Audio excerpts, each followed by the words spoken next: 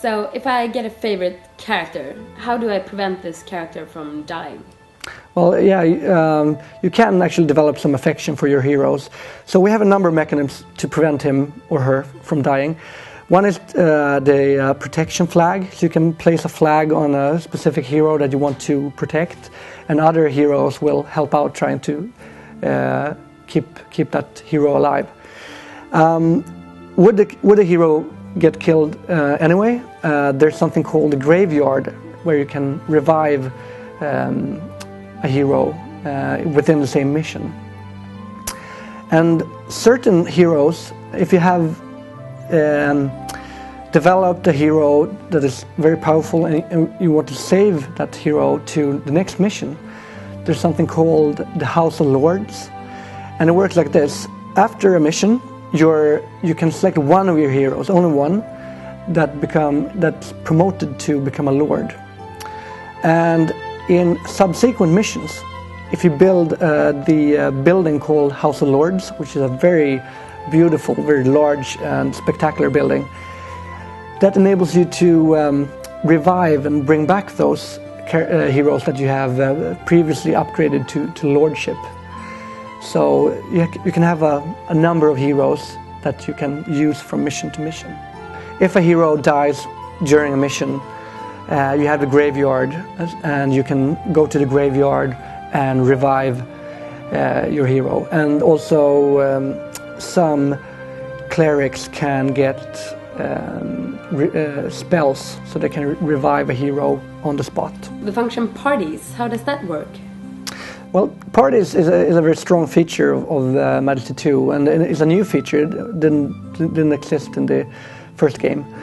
So it actually enables you to bring together a group of heroes, up to 4 heroes, and turn them into one unit, but only that this is 4 times stronger, or even more, or even stronger than that, actually, because different types of heroes can complement each other. So if you have a cleric and a warrior and so on, they can sort of become even stronger than the 2 heroes separately. After a few levels or a few missions in the game, taverns get a feature called that enables you to make a party announcement. And when you do that, heroes that are nearby will group to that tavern, and they group together and they form this party.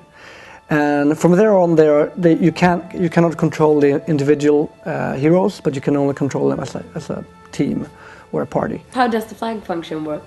Well, the flag system is something that's a key element to Majesty. It's been there from the first game, and that's what enables this sort of indirect control you have over your heroes. And it works like this: you place a flag, and you then assign a bounty, a number of gold coins to this flag. And there are different kinds of flags. There is the exploration flag. If you place an exploration flag on somewhere on your map and place a monetary value on it, that will enable your heroes to want to go there to explore that part of the map. There are also attack flags. If you place an attack flag on a monster, other heroes will try to kill it.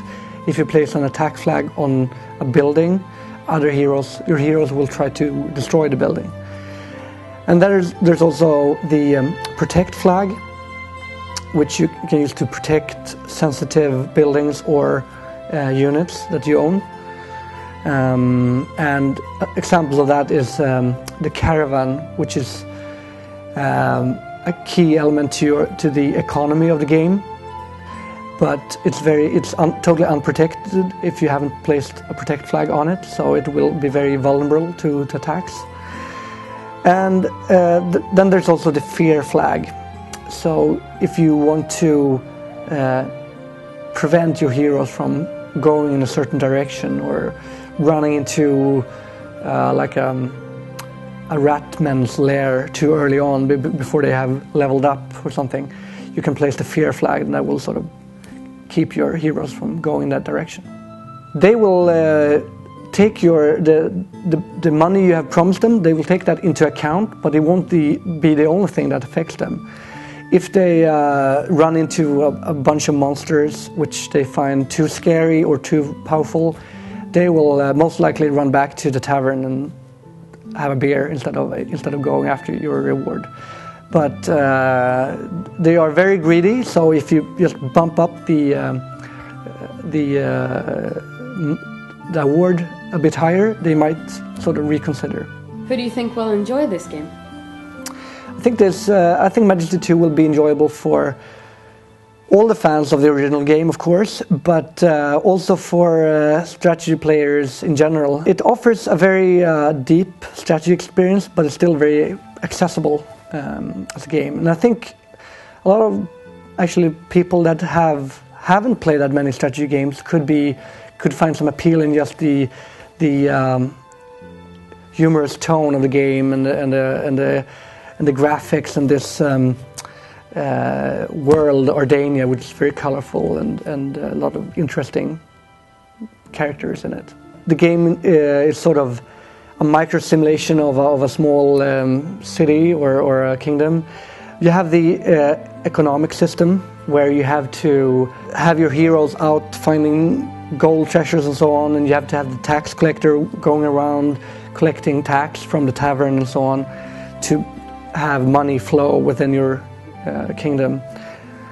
And then you have the simulation of all the heroes and characters that have their own personalities and will make their own decisions based on different elements.